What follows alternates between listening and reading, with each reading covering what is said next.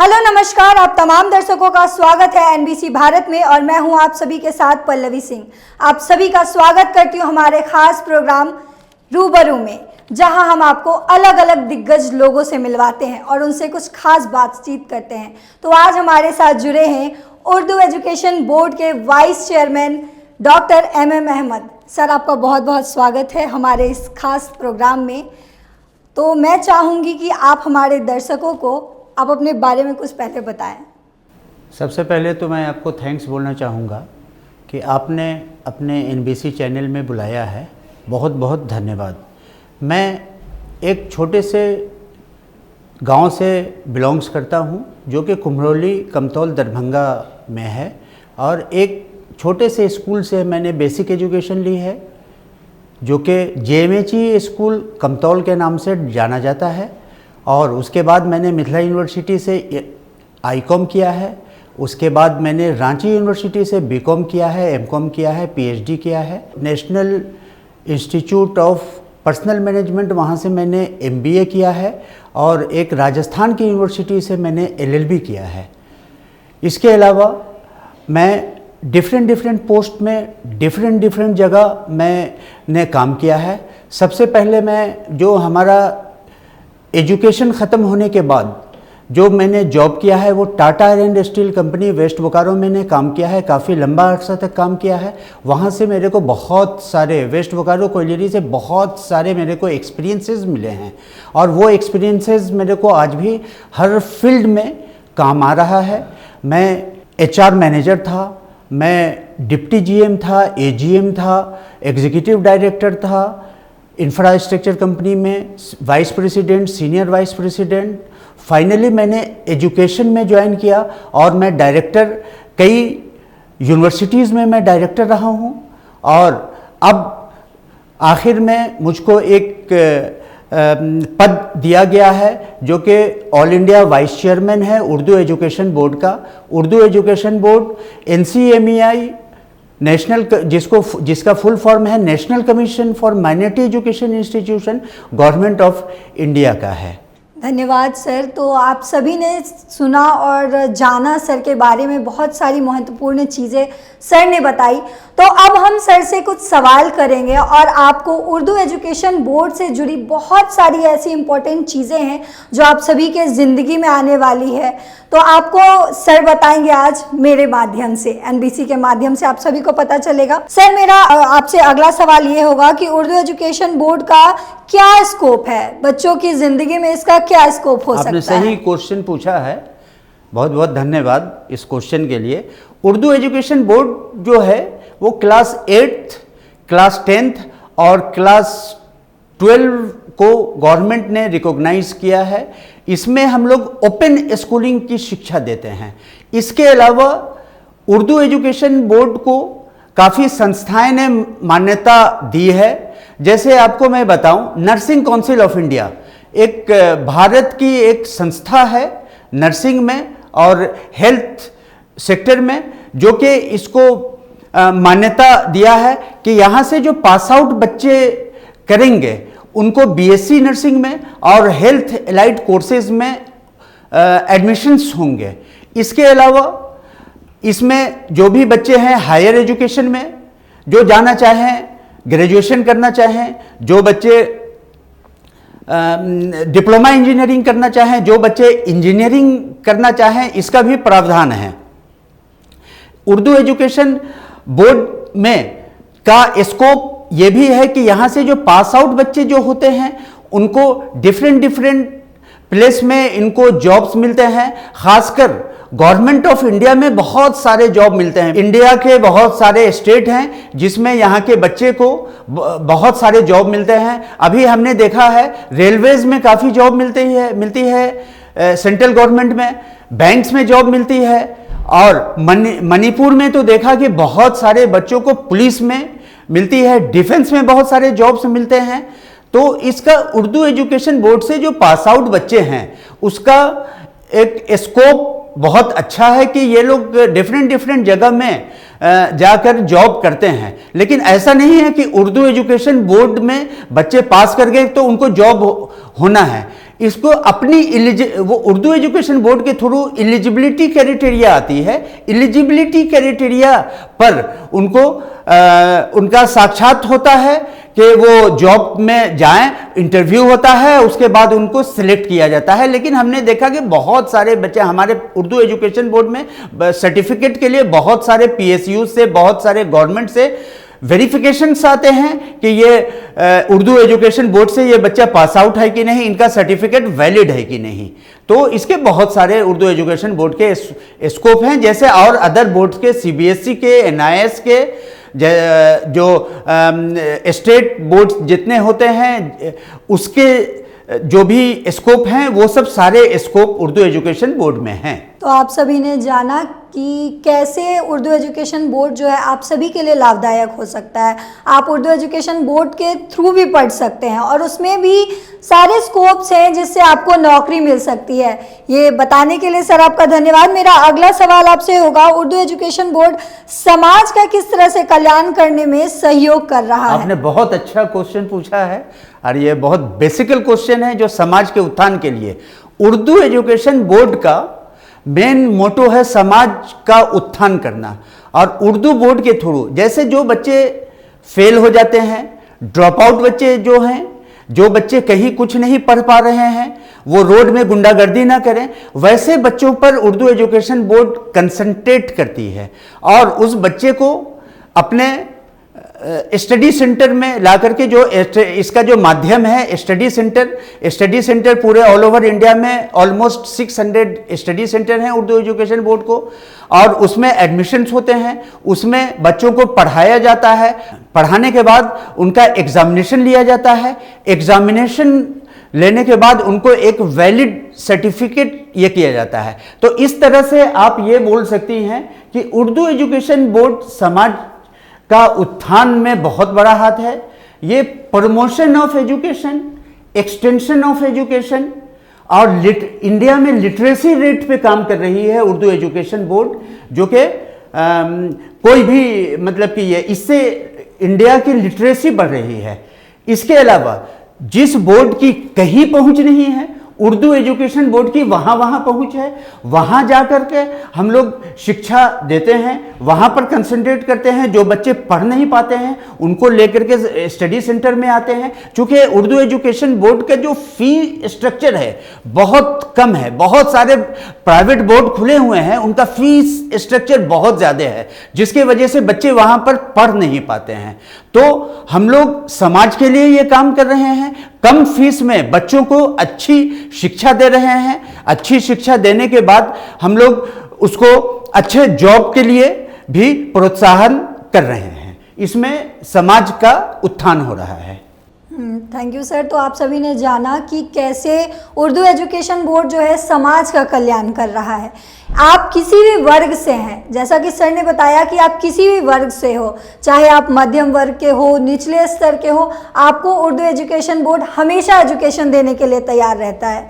तो Urdu education board जो है हम सबके लिए कल्याण का काम कर रहा है, हम कह सकते हैं। सर मेरा आपसे अगला सवाल होगा, यह बोर्ड बच्चों को किस तरह से शिक्षा प्रदान करती है? ये जो हमारा जो उर्दू एजुकेशन बोर्ड का जो सिस्टम है, ओपन स्कूलिंग सिस्टम है। हम लोगों ने पूरे ऑल ओवर इंडिया में मोर देन 600 स्टडी सेंटर खोला हुआ है और वो स्टडी सेंटर के माध्यम से हम लोग बच्चे को एडमिशन लेते हैं। स्टडी सेंटर वाले बच्चे को पढ़ाते हैं, स्टडी करवाते हैं सारे सब्जेक्ट्स के, और इसका जो करिकुलम है वो CBSE और NCERT बेस है। इसमें सबसे पहले आपको एक बात और मैं बता देना चाहता हूं कि उर्दू एजुकेशन बोर्ड के नाम से बहुत सारे लोग सोचते हैं कि इसमें सिर्फ उर्दू की पढ़ाई होती है, जबकि ये बात बिल्कुल नहीं है। उर्दू एक सब्जेक्ट है, उर्दू एक ऑप्शनल पेपर है। इसमें इंग्लिश भी है लैंग्वेज पेपर में, इसमें हिंदी भी है, इसमें बांग्ला भी है, इसमें मराठी भी है, इसमें पंजाबी भी है, तमिल है, कन्नड़ है। ये सारे लैंग्वेज उर्दू एजुकेशन बोर्ड में एज ए लैंग्वेज सब्जेक्ट है। तो उर्दू एक ऑप्शनल पेपर है। आप किसी लैंग्वेज में आप आंसर शीट लिख सकते हैं, उसका इवेल्युएशन ये करवाया एक जाएगा। बोर्ड, बेसिकली एक बोर्ड की ये तरह, बोर्ड की तरह। जैसे सीबीएसई बोर्ड है, आईसीएसई बोर्ड है, वैसे उर्दू एजुकेशन बोर्ड है जो कि सेंट्रल बोर्ड है। बोर्ड दो तरह की होती है, एक तो सेंट्रल बोर्ड होती है और एक स्टेट बोर्ड होती है। स्टेट लेजिस्लेशन से स्टेट बोर्ड खोलते हैं और सेंट्रल बोर्ड सेंट्रल लेजिस्लेशन से बोर्ड खोलते हैं। तो लेकिन एक बात है कि जैसे स्टेट बोर्ड में जो है लैंग्वेज लिमिटेड लैंग्वेज होती है। सपोज कीजिए कि आप बंगाल में हैं, वेस्ट बंगाल में हैं, तो वेस्ट बंगाल के जो बच्चे होंगे वो कंसंट्रेट करेंगे बांग्ला पे, बहुत ज़्यादा करेंगे तो हिंदी पे करेंगे, या उर्दू, थर्ड लैंग्वेज उर्दू। लेकिन उर्दू एजुकेशन बोर्ड में सारे लैंग्वेजेस हैं और उर्दू मैंडेटरी नहीं है। सबसे बेसिकल बात यह है कि उर्दू मैंडेटरी नहीं है। तो इस चीज़ पे आप बिल्कुल ध्यान दीजिएगा कि सर बता रहे हैं उर्दू एजुकेशन बोर्ड का मतलब उर्दू नहीं होता। उर्दू एजुकेशन बोर्ड में हर एक तरह के लैंग्वेज को आप सीख सकते हैं। सर मेरा अब जो अगला सवाल होगा वो थोड़ा पॉलिटिकल बेस्ड है, क्योंकि उर्दू एक भाषा है जिसका प्रयोग भारत और अन्य कई देशों में किया जाता है। लेकिन अगर वही हम देखें तो ये पॉलिटिकल लोग जो होते हैं वो उसको कहीं ना कहीं संप्रदाय और धर्म से जोड़ देते हैं। तो आप इस पर क्या कुछ कहना चाहिएगा, ये कहाँ तक से? बहुत बड़ा क्वेश्चन है, आपने बहुत बड़ा क्वेश्चन किया है। इसके लिए मैं इसका जवाब देना मैं चाहता था। मेरे मन में भी ये बात काफ़ी उठ रही थी कि उर्दू को लेकर के काफ़ी बातें होती हैं और पॉलिटिकल भी बातें होती हैं, नॉन पॉलिटिकल बातें होती हैं। लेकिन आपको मैं बता देता हूं कि उर्दू स्पीकिंग जो है इंडिया में सेकंड लार्जेस्ट पॉपुलेशन है। Urdu speaking second largest population है। मैं फिर से इस बात को दोहराता हूं। हालांकि इसमें काफ़ी पॉलिटिक्स होती है उर्दू के पीछे, जबकि उर्दू जो एक लैंग्वेज है वो इंडिया में एक अहम लैंग्वेज है। जैसे हिंदी एक मेन लैंग्वेज है, वैसे उर्दू भी एक मेन लैंग्वेज है। आपने सुना होगा कि बहुत सारे जो काम काज होते थे, या आज से 70 ईयर्स 80 ईयर्स पहले जितने डीड्स बनती थी सब उर्दू में बनती थी। तो उर्दू का ये था। लेकिन आज के दिन में थोड़ा चूंकि मॉडर्नाइज एज हुआ है तो उर्दू को लोगों ने पीछे कर दिया है। जबकि आज भी उर्दू के मानने वाले जो मुस्लिम्स कम्युनिटी है उससे ज़्यादा माने नॉन मुस्लिम्स कम्युनिटी में भी लोग हैं। ऐसे तो पॉलिटिकल लोग हैं जो कि बहुत कम, चूंकि उनको पॉलिटिक्स करना है तो उर्दू, हिंदी, बंगला इसके बीच में पॉलिटिक्स करेंगे, जैसा हो रहा है इंडिया में। मैं चूंकि पॉलिटिशियन नहीं हूं तो ज़्यादा डिटेल्स में मैं नहीं बता सकता, इस पर डिबेट नहीं कर सकता। लेकिन अभी मैं आपको एक एग्जाम्पल बता रहा हूं कि मेरे को भी बहुत कष्ट हुआ। जो क्वेश्चन आपने पूछा है वही क्वेश्चन को मैं दोहरा रहा हूं कि उस क्वेश्चन पर मेरे को कष्ट हुआ कि आज भी लोग ऐसे मानने वाले हैं कि उर्दू क्या है, उर्दू का मतलब मदरसा, जबकि ऐसी बात नहीं है। मदरसा का एजुकेशन सिस्टम बिल्कुल अलग है और उर्दू एजुकेशन बोर्ड का जो एजुकेशन सिस्टम है बिल्कुल अलग है। जो उर्दू एजुकेशन बोर्ड का जो सिस्टम है, एजुकेशन सिस्टम, वो सिर्फ एनसीईआरटी, सीबीएसई और जो भी अदर बोर्ड हैं, जो सेंट्रल बोर्ड हैं, उस पर बेस्ड है। मदरसा का सिस्टम उस पर बेस्ड नहीं है। अभी की बात है, कुछ दिन पहले की बात है कि मैं एक आसाम में मैं गया था एक काउंसिल के सेक्रेटरी के पास। नाम तो मैं बताना अच्छा नहीं होगा। काउंसिल के सेक्रेटरी के पास मैं गया था कि उर्दू एजुकेशन बोर्ड को आप अपने दर्पण पोर्टल में डाल दें तो बहुत सारे आपके आसाम से जो बच्चे पढ़ते हैं उनको बहुत सारा फायदा हो जाएगा। लेकिन वो जो अफसर थे, पीसीएस अफसर थे, उनके आसाम पब्लिक सर्विस कमीशन से आए हुए थे, उस अफसर ने मेरे को घुसते ही चेंबर में बोला, नो उर्दू, नो उर्दू। हमने बोला कि what do you mean by no Urdu, no Urdu? Urdu अगर इंडिया से आप निकाल करके फेंक देंगे तो इंडिया तो आधा हो जाएगा। मैं हंसते हुए बोला, क्या बात आप करते हैं? तो नहीं, उर्दू मेरे को नहीं चाहिए। हम लोग क्यों उर्दू नहीं चाहिए आप ये बताइए। मैं उर्दू लेकर के नहीं आया हूं आपके पास, उर्दू इंपोज करने नहीं आया हूं, मैं उर्दू एजुकेशन बोर्ड लेकर के आया हूं। उर्दू तो एक नाम है, उर्दू एक नाम है और वो बोर्ड है, एजुकेशन बोर्ड है वो। और इसके लिए आप प्लीज ऐसा बात नहीं करें, नहीं तो ये तो कम्युनलिज्म वाली बात हो जाएगी कि नो उर्दू पार्शियलिटी वाली बात हो जाएगी। तो सर आपसे मैं रिक्वेस्ट करता हूं कि आइंदा किसी को भी उर्दू के बारे में ऐसा नहीं बोलें।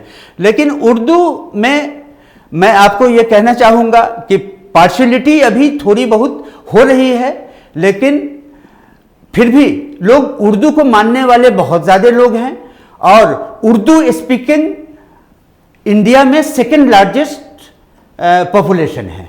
सर मेरा अब आपसे आखिरी एक और सवाल है। उर्दू एजुकेशन बोर्ड को बहुत जगह फेक बताया जाता है, तो आपका इस पर क्या कहना है? बहुत जगहों पर मैं देखती हूँ कि उर्दू एजुकेशन बोर्ड को गलत बताया जाता है, फेक बताया जाता है। आप इस पर लोगों को बताएं कि ये कहाँ तक गलत है और कहाँ सही है, आप लोगों को ये क्लियर करें। सबसे पहले मैं आपको बताना चाहता हूँ कि इस पर मैंने भी काफ़ी देखा है, काफ़ी यूट्यूब चैनल में उर्दू एजुकेशन बोर्ड को फेक बताया जा रहा है। और मैं सारे यूट्यूबर को मैं बोलता हूं कि अगर सही जानकारी नहीं है तो आप लोग बिल्कुल इस टाइप का ये मतलब कि वीडियो अपलोड न करें, हाँ अपलोड न करें, जिसके वजह से दूसरे को, जिस व्यक्ति के बारे में आप, विशेष व्यक्ति के बारे में आप ना जानें, उस पर आप एलिगेट उसको ना करें। उर्दू एजुकेशन बोर्ड को फेक बताया गया है, ये मैंने देखा है और मैं सारे यूट्यूबर को आज बोलता हूं, आज से और सारे लोगों को मैं बोलता हूं कि प्लीज इस पर विराम लगा दीजिए, उसको बिल्कुल फेक नहीं बोलिए। फेक कहीं से ये बोर्ड नहीं है। आप ये बताएं कि ये गवर्नमेंट ऑफ इंडिया का रिकॉग्नाइज्ड बोर्ड है, ये इसका पार्लियामेंट में इस बोर्ड की बहस होती है, डिबेट होती है, इस पर उपेंद्र कुशवाहा साहब इस पर अपनी एक्सप्लेनेशन देते हैं कि ये माइनॉरिटी के लिए बोर्ड खोला गया है। इस पर ऑफिस मेमोरेंडम इस पे आता है, government of ministry of HRD और गवर्नमेंट ऑफ इंडिया की तरफ से एमएचआरडी आता है। एम्प्लॉयमेंट के लिए बहुत सारे इस पर लेटर्स आते हैं, गवर्नमेंट ऑफ इंडिया ने लेटर दिया हुआ है, बहुत सारे लोगों ने लेटर दिया हुआ है और बहुत सारे लेटर्स हमारे पास हैं और बहुत सारी एजेंसीज ने उर्दू एजुकेशन बोर्ड को अप्रूव्ड किया हुआ है। इसके बाद भी लोग फेक बताते हैं। हाँ, इसमें एक लेटर, एक अफसर थे मिस्टर डीके गोयल, उन्होंने, मिस्टर डीके गोयल हैं, उन्होंने एक लेटर इशू कर दिया, जो कि उस लेटर को मैं आप लोगों के सामने रखना चाहता हूं। इस लेटर को उन्होंने साइट पे डाल दिया है, साइट पर डाल दिया है कि Urdu education board Delhi has been guaranteed the status of a minority education institution by national commission for minority education institution and not a minority education board. ये वर्ड है उनका लिखा हुआ। ये तो कम से कम उन्होंने तो माना कि Urdu education board Delhi granted status of minority education, जो कि minority education institution government of India का है, लेकिन उन्होंने बोर्ड नहीं माना।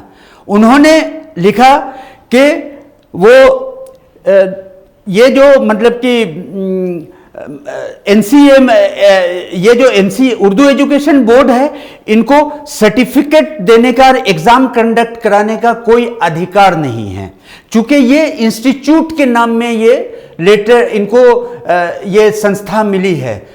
तो मैं आप लोगों को सबसे पहले ये कहना, अवगत कराना चाहता हूं कि ठीक है, national commission of minority education institution ने उर्दू एजुकेशन बोर्ड को ग्रांट किया है।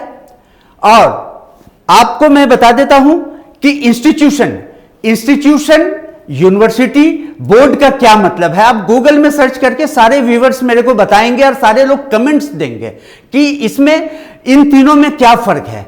आपको मैं बताना चाहता हूं कि मिस्टर डीके गोयल ने, जो कि बिल्कुल गलत लेटर लिखा है, बिल्कुल गलत लेटर उन्होंने दिया है कि वो उर्दू एजुकेशन बोर्ड में आप एग्जामिनेशन कंडक्ट नहीं करा सकते कि चूंकि ये इंस्टीट्यूट है। लेकिन आपको मैं बता देता हूं, national institute of open schooling क्या है, जो कि गवर्नमेंट ऑफ इंडिया का बोर्ड है, उसमें कहां बोर्ड वर्ड लिखा हुआ है। लेकिन वो एक certificate, valid certificate government of India issue कर रही है। तो कोई भी इंस्टीट्यूट कर सकती है। IIT, Indian institute of technology, उसमें तो यूनिवर्सिटी वर्ड ऐड नहीं है, लेकिन वो यूनिवर्सिटी वो बीटेक का डिग्री जो कि यूजीसी एक्ट 1956 के हिसाब से वो सर्टिफिकेट इशू करती है।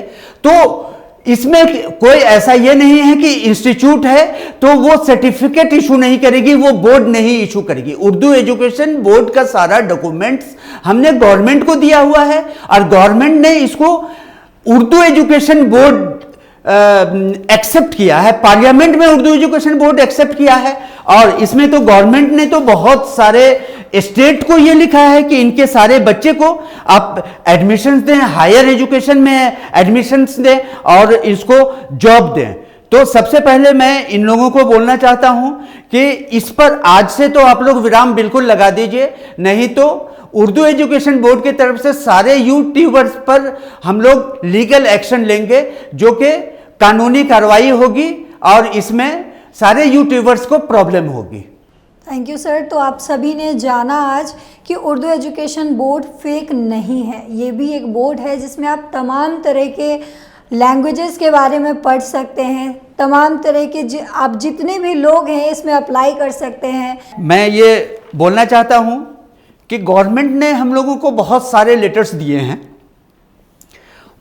जिसमें कि एक कैंसिलेशन भी लेटर आ गया है। सारे लेटर्स तो पॉजिटिव आए हैं, एक letter negative mister DK Goyal ने एक लेटर दिया है जो कि एक कॉन्स्पिरेसी इस लेटर में है। उस लेटर में वो खुद ही कॉन्स्पिरेसी के शिकार हो गए और उनको ईडी ने उनको पकड़ भी रखा है। ईडी ने उनको जो भी है किसी मामले में, मैं ये नहीं बोलता उर्दू एजुकेशन बोर्ड के मामले में, जब ऐसे अफसर होते हैं जो कि भ्रष्ट अफसर होते हैं तो उनको कहीं ना कहीं किसी न किसी केस में वो फंस जाते हैं, तो उनको तो सजा भी मिल गई है। लेकिन आपको एक चीज मैं बता दे रहा हूं कि ये जो गवर्नमेंट ने कोई भी लेटर दिया, हालांकि जिस लेटर को उन्होंने एक लेटर को पर्टिकुलर लेटर को कैंसिल किया है, जिस लेटर को, उस लेटर का हमारे पास उर्दू एजुकेशन बोर्ड में कोई वैल्यू नहीं है। उन्होंने एनआईएस को एक लेटर दिया कि उर्दू एजुकेशन बोर्ड से पास आउट बच्चे को एडमिशन दिया जाए। एनआईएस को उन्होंने लेटर लिखा था, एक अंडर सेक्रेटरी ने लेटर लिखा और डिप्टी सेक्रेटरी ने उसको कैंसिल किया। तो हाँ ठीक है, एक अंडर सेक्रेटरी का पावर होता है लेटर लिखने का, एक डिप्टी सेक्रेटरी का पावर है कि उस लेटर को निरस्त करने का। इन्होंने पार्लियामेंट का जो एक अप्रूवल, इस लेटर के जो अप्रूवल अथॉरिटी हैं, कंपेटेंट अथॉरिटी हैं, खुद डीके गोयल हैं, जबकि इन्होंने लेटर में लिखा है कंपेटेंट अथॉरिटी, जिसको उर्दू एजुकेशन बोर्ड ने आरटीआई करके मंगवाया है। और आरटीआई में ये पता चला है कि खुद ही कंपेटेंट अथॉरिटी हैं, अप्रूवल अथॉरिटी हैं, जो कि एक साजिश है। इससे साबित होता है कि एक साजिश है।